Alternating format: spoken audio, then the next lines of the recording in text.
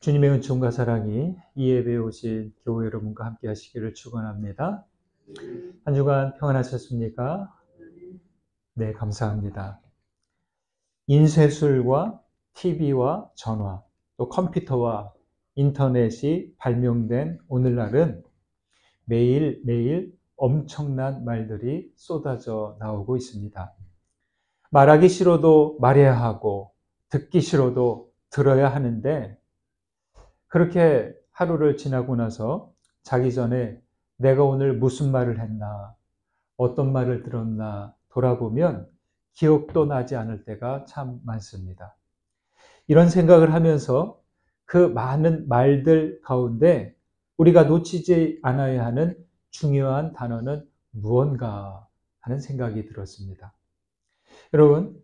여러분이 아는 말들 중에서 가장 중요한 단어 하나를 고른다면 어떤 단어를 정하시겠습니까? 이렇게 검색을 해보니까 누구는 가장 중요한 말 6가지, 누구는 10가지, 좀 여유 있는 사람은 100가지, 이런 거를 정해 놓고 말하기도 하는데 저는 가장 중요한 단어 하나를 고른다면 주저함 없이 사랑이라고 말하겠습니다. 사랑은 모든 종교의 핵심 가르침이고 모든 노래와 문학작품과 드라마와 영화의 주제입니다. 이렇게 중요한 사랑이란 말은 어디에서 왔을까요? 누구는 사랑이란 말이 생각할 사와 헤아릴 양을 붙여서 사량에서 유래했다고 설명하기도 합니다. 그보다 저는 이 사랑이 사람, 삶이란 말과 연결되어 있다고 생각합니다. 언어학자들은 사람, 사랑, 삶이란 말이 그 말의 뿌리가 같다, 본류가 같다라고 합니다. 그래서 여러분도 아마 경험하셨을 거예요. 새 단어를 쓰거나 혹은 타이핑을 하다 보면 그런 경우가 있어요.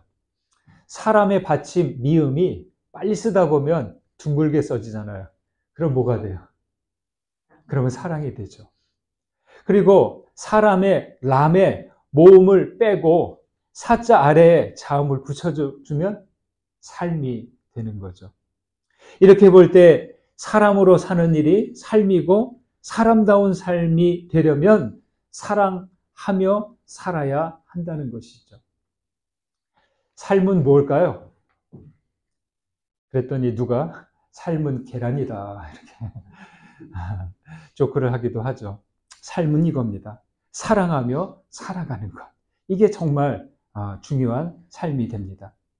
어린이들 그림 놀이책에 보면 점과 숫자가 있는 것을 볼 수 있습니다.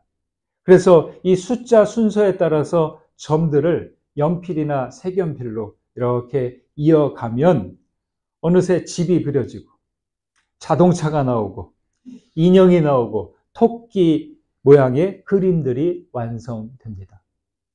그처럼 산다는 것은 사랑의 점을 이어가면서 사랑의 집을, 사랑의 그림을 완성해 가는 것이다 라고 할 수 있습니다.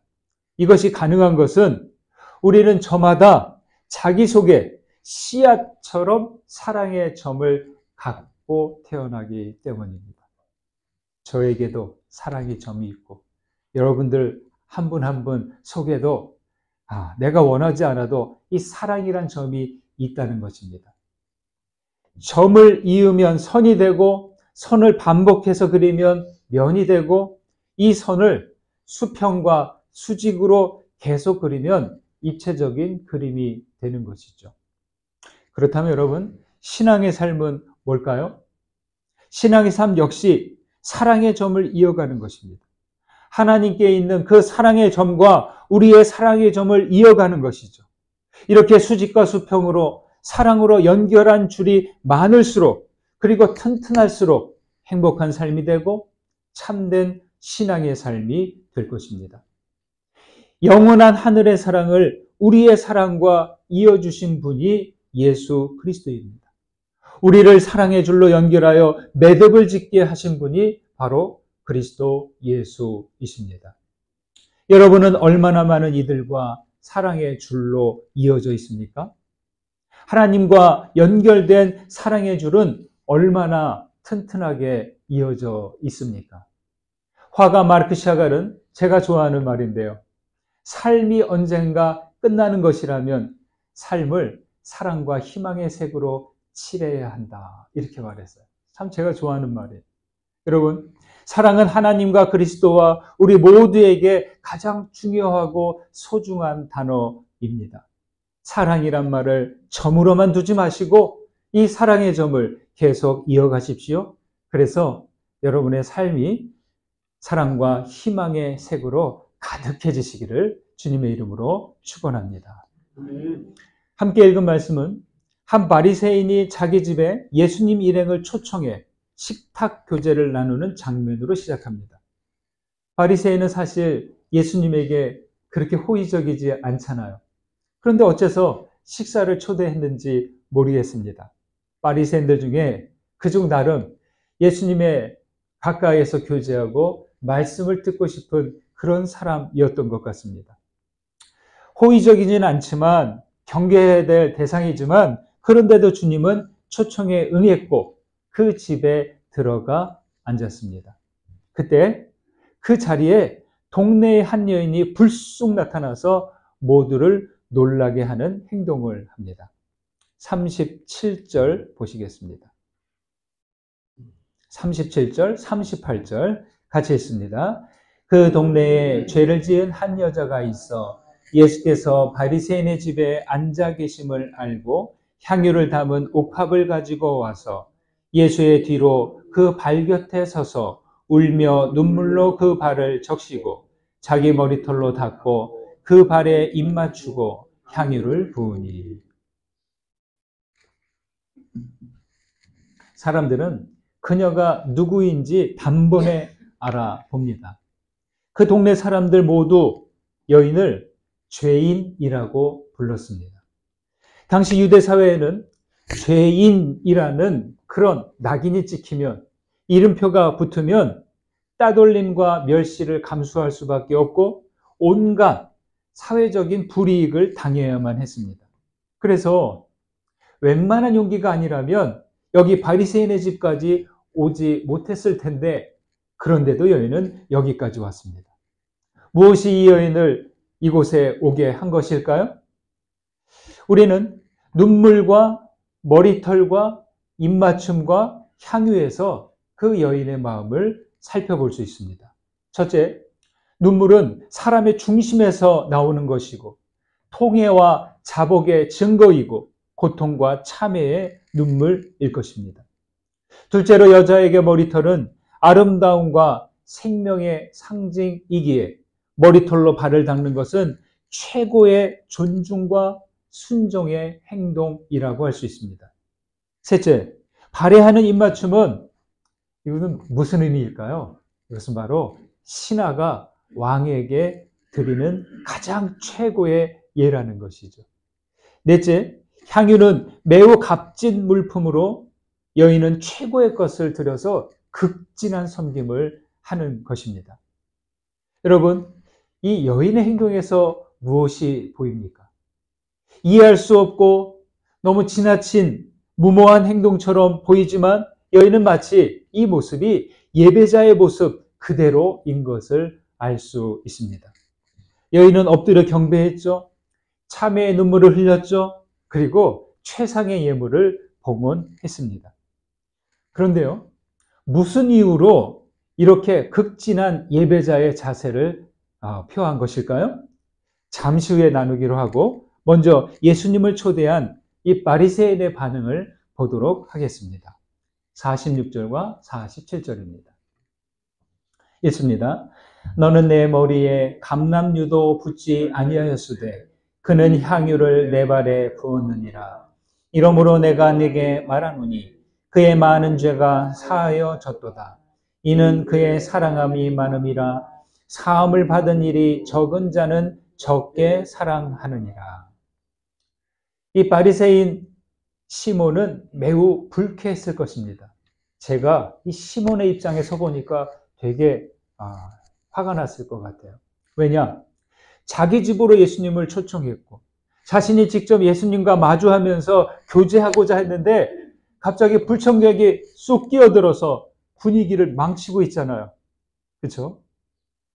맘 같으면 저 여인을 빨리 좀 끌어내라고 그렇게 말하고 싶었을 것입니다. 여인을 보면서 시몬은 이렇게 말하죠.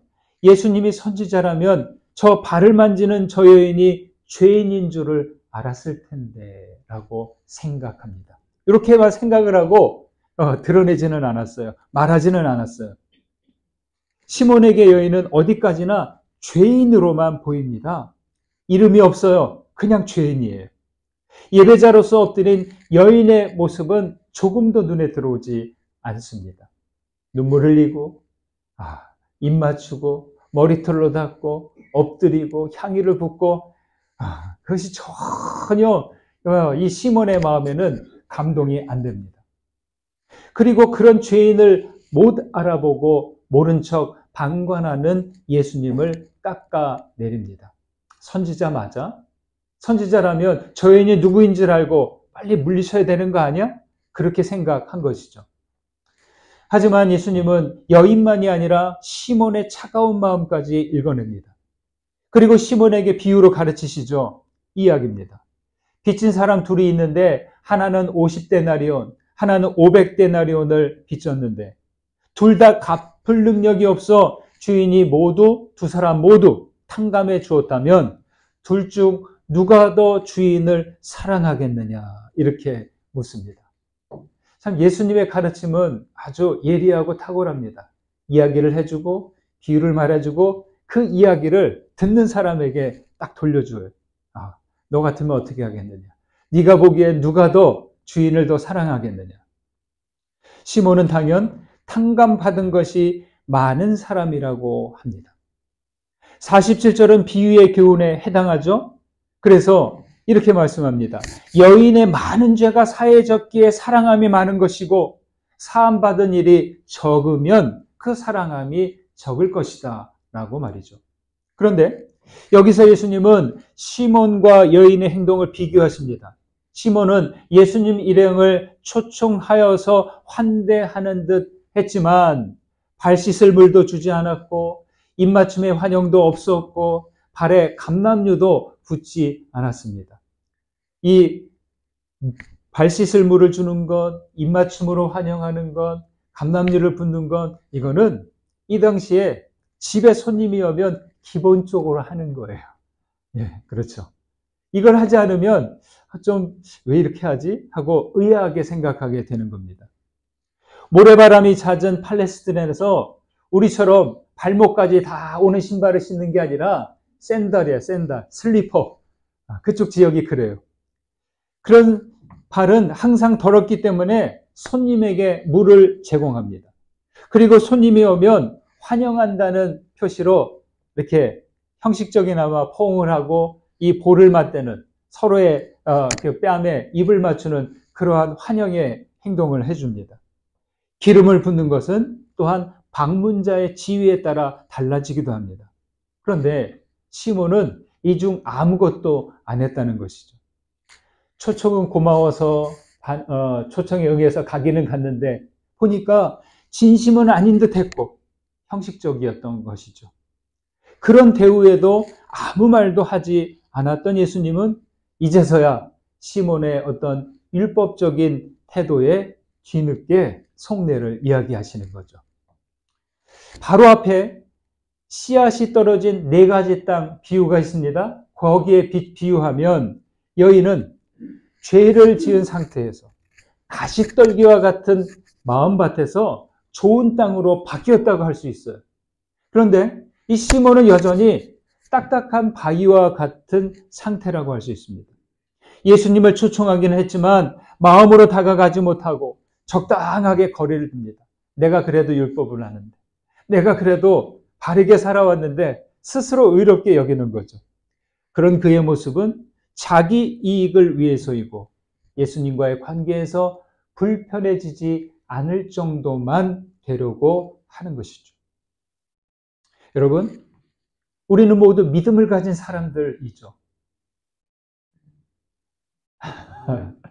우리는 다들 모두 믿음을 가졌습니다. 여러분, 믿음을 갖는다는 것은 그리스도의 초청을 받아들인 거예요. 동시에 우리가 그리스도를 내 삶으로 초청한 거예요. 그래서 서로가 응하고 서로에게 들어가고 서로와 만나고 함께하는 것, 이게 바로 믿음이죠. 하지만 초청하고 초청에 응했다고 해서 전부가 아닙니다. 예수님을 여러분의 삶 속에 초청하셨습니까? 주님께 어느 정도로 가까이 다가가셨습니까? 저는 알 수 없습니다. 어떨 때는 우리가 주님께 가까이 다가가 있기도 하지만 어느 때는 적당하게 마음의 문을 닫고 거리를 두고 있는 내 자신을 볼 수도 있습니다. 눈물과 입맞춤과 향유 부음과 같은 그러한 진실한 예배자의 모습이 있습니까? 우리는 이런저런 이유로 불편하지 않을 만큼의 부담이 없을 정도의 거리를 유지하면서 경건 생활을 하는 것은 아닙니까? 이 이야기에서 우리에게 주시는 도전의 질문들입니다. 47절에서는 그의 사랑함이 많음이라 사함을 받은 일이 적은 자는 적게 사랑하느니라 라고 합니다. 발을 눈물로 적시고 머리털로 닦고 입 맞추고 향유를 붓고 하는 행동의 이유는 바로 사랑이었죠. 그냥 죄사함 받은 이유가 아니라 그 속에서 사랑이 우러나오면서 사랑으로 하는 행동이었습니다. 여인의 사랑은 그만큼의 죄사함을 받았기 때문인 것을 알 수 있습니다. 그녀의 많은 죄는 사실 많다라는 양보다 무게에 초점이 있습니다. 예수께서 이 여인에게 내 죄사함을 받았다라고 선언합니다. 이 선언에는 전제가 숨어 있어요. 아니, 도대체 예수님과 여인은 어떤 관계이길래 이렇게까지 말씀하신 걸까? 즉, 이전에 어떻게 만난지는 모르나 여인의 행동은 사전의 만남을 전제하지 않고는 이해하기 힘들다는 것입니다. 이전 만남에서 여인은 이미 죄 용서의 은혜를 받았다는 사실을 우리는 유추할 수 있습니다. 탕감받은 50데나리온과 500데나리온의 숫자는 그 차이는 큽니다. 그런데 죄의 무게와 죄사함의 은혜는 크고 적은 것으로 나눌 수 없다는 거예요. 많고 적음으로 구분할 수는 없습니다. 모든 인생은 하나님 앞에서 동일한 죄인입니다. 50데나리온 빚진 자나 500데나리온 빚진 자나 모두 갚을 능력이 없는 무력한 인생들이죠. 어떤 죄는 무겁고 어떤 죄는 가벼운 게 아니죠. 따라서 죄사함은 지극한 사랑의 행위로 인한 무거운 은혜라는 것이죠. 그 크기와 그 양과 그 무게가 얼마나 되든 죄사함의 은혜는 어마어마한 것이죠. 여러분, 이 무게의 차이는 어디에 있을까요? 저는 죄사함을 받는 죄인에게서 일어난다고 봅니다. 죄의 무게를 크게 체감하면 은혜와 사랑은 크게 다가옵니다. 작게 여기면 은혜와 사랑도 작게 다가옵니다. 여러분, 그런 적 있지 않습니까? 내가 누군가에게 가벼운 간단한 호의를 베푸는데 어떤 사람은 조금도 고맙다는 표시가 없어요. 근데 어떤 사람은 간단한 건데도 너무나 고맙다는, 아주 지나칠 정도로 고마움을 표하잖아요. 그렇듯이 우리가 나에게 있는 죄가 사함받았다 했는데 누군가는 그게 그 정도는 당연한 거지 이렇게 반응할 수도 있고, 누구는 작은 것이라도 정말 목숨을 구원받은 것처럼 반응할 때가 있습니다. 죄의 무게를 크게 체감하면 은혜와 사랑은 크게 다가오고, 작게 여긴다면 은혜와 사랑도 작게 다가옵니다. 여인은 벗어날 수 없는 죄의 무게를 벗고서 커다란 자유를 맛보고 깊은 사랑을 경험합니다. 그러나 바리새인은 스스로를 의롭게 여기면서 죄도 사랑도 가벼웠기에 예수님을 대하는 태도 역시 가벼웠던 것이죠. 여러분이 느끼시는 죄의 무게와 죄사함에서 얻은 사랑의 무게는 얼마나 되십니까? 여인이 체감한 죄의 무게는 감당할 수 없을 정도로 무거웠을 것입니다. 그렇지만 죄사함으로 인한 그 사랑의 무게는 그 이상으로 컸다는 거죠. 죄의 무게는 여인을 시면으로 가라앉게 했지만 사랑의 힘은 그 시면에 빠진 여인을 물 위로 끌어올려서 살도록 구원했던 것이죠. 프랑스의 알랭드 보통이라는 작가가 있습니다. 잘 알려진 작가인데 이분의 불안이라는 책에 보면 이렇게 말합니다. 우리의 자아상이 바람이 새는 풍선과 같아서 늘 사랑이라는 헬륨가스를 넣어주어야 한다. 무시라는 작은 바늘에 취약하다. 이렇게 말해요. 여러분 풍선, 둥둥 떠다니는 풍선 그렇게 하려면 거기 헬륨가스를 넣어준대요. 그러면 이제 그걸 줄을 잡고 있지 않으면 공중으로 올라가 버리는 거죠. 그런데 이게 새요. 늘 바람이 새요. 그러니까 자주 풍선에 바람을 넣어줘야 되죠. 그리고 꽉 그렇게 헬륨가스를 채워 넣어줘야 되고 풍선은 뭐가 두려워요? 날카로운 것. 아주 뾰족한 게 닿으면 팡 하고 터지잖아요. 우리 사람의 자아가 그렇다는 거죠. 그래서 사람들이 당신은 실패자야. 별로 중요한 사람이 아니야. 우둔해. 바보야. 하면 스스로를 나는 망신거리야. 나는 바보야. 나는 쓸모없다. 이렇게 여깁니다. 반대로 당신은 똑똑해. 정말 중요한 사람이야. 성공한 사람이야. 이렇게 말해주면 스스로를 우쭐해 합니다. 나는 환영받는 사람이야. 나는 귀한 사람이야. 여깁니다. 여러분 사람이 그래요. 무슨 얘기냐? 다른 사람이 나를 보는 방식이 스스로를 보는 방식을 결정한다는 거예요. 어느 정도는 영향을 받겠죠. 여러분 그러나 그것이 참이 될 수는 없습니다. 스스로 자존감을 갖지 못하고 타인들에 의해 왔다 갔다 영향을 받는 우리들입니다. 죄인이라는 이름표가 달린 여인이 그랬을 것입니다. 그러나 예수님은 여인에게 붙은 이름표를 떼어내 주셨어요. 너의 죄 사함을 받았다. 여기 그것을 들은 사람들은 저 사람이 뭐라도 돼? 하나님이라도 돼? 죄를 사해 주었다니 그럴 수 있어? 이런 시선으로만 보지만 내 죄 사함을 사함 받았다 한 건 바로 여인의 죄의식 가득한 그 죄의 이름표를 공식적으로 떼어주신 말씀이죠. 여인은 바람 빠진 풍선과 같은 상태에서 은혜와 사랑으로 충만하여서 자유를 얻은 것입니다. 그렇기에 눈물을 흘리지 않을 수 없는 것이죠. 예수의 발에 입을 맞추는 것을 하지 않을 수가 없죠. 그렇기에 향유를 부어드릴 수 있었던 것이죠.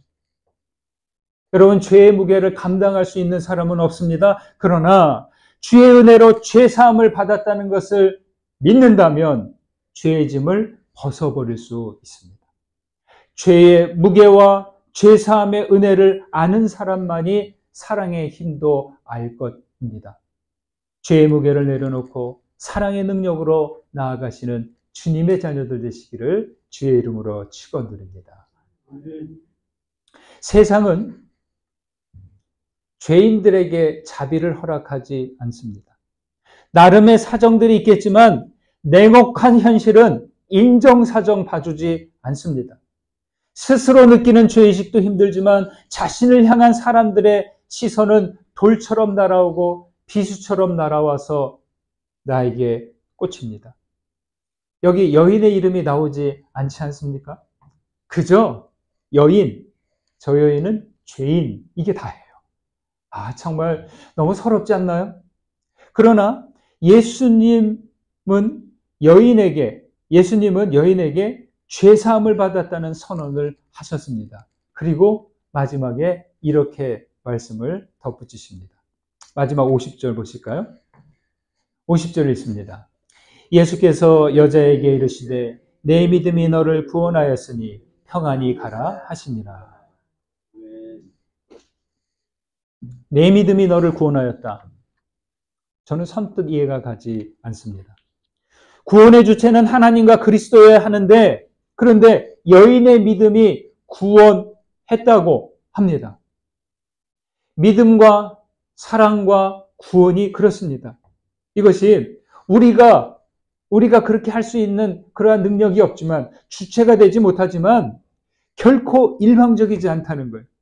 물론 믿음, 사랑, 소망, 구원은 하나님으로부터 시작하지만 받는 쪽에서 반응하지 않는다면 이거는 아무런 변화가 없다는 거예요. 탁구 경기를 보면, 테니스 같은 경기를 보면, 공을 가지고 하는 모든 구기 운동을 보면 양쪽 선수들이 계속 공에 집중하면서 주거니 받거니 해야 됩니다. 한쪽이라도 공을 집중하지 않고 하면 더 이상 경기는 진행되지 않죠.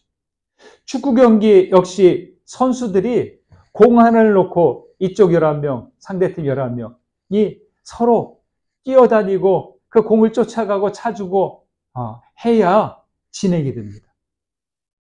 여러분, 믿음과 사랑은 상호적이라는 것을 절대 잊지 마시기 바랍니다. 우리가 서로 반응할 때 구원으로 한 걸음씩 나아가는 거예요. 하나님께서 하나를 반응하셨을 때 우리도 하나로 반응하고, 하나님께서 한 걸음 앞으로 나아가실 때 우리도 한 걸음 앞으로 나아가는 것이죠. 여인이 죄의 무게를 느끼면서 하나님을 찾고 주님께서 죄를 용서해 주시고 죄 사함 받음의 기쁨과 사랑으로 화답하고 예배하며 사는 것, 이 과정에서 구원이 이루어져 가는 거죠. 아우구스티누스가 이렇게 말했습니다. 고백록을 쓴 유명한 성인이죠. 그 고백록에 이렇게 나와요. 당신을 창조하신 분은 당신의 협력 없이 당신을 구원하지 않을 것입니다. 여러분, 그래요. 여인은 어떻게 주님께 협력했습니까? 사랑으로 협력했어요. 여인의 믿음이 바로 이것이죠.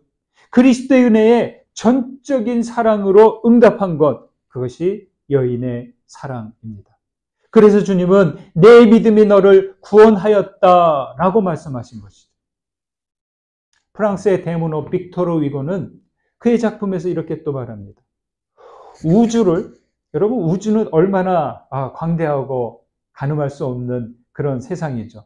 이 우주를 단 하나의 인간으로 환원하는 것, 그리고 단 하나의 인간을 신에게까지 확대하는 것, 그것은 바로 사랑입니다. 사랑입니다.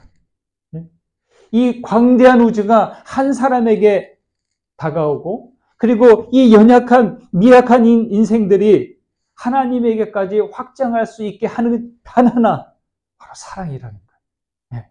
이 사랑이라는 것을 놓치면 이 우주와 인생들은, 만물은 아무것도 아니라는 거예요. 예수께서 하신 일이 바로 이것입니다. 죄인으로 죽을 수밖에 없는 인생이 하나님의 관심과 사랑을 받게 했고, 자기밖에 모르는 인생을 사랑으로 하나님께로 나아가도록 하셨습니다. 여러분, 하나님과 그 아들 예수 그리스도를 믿으십니까?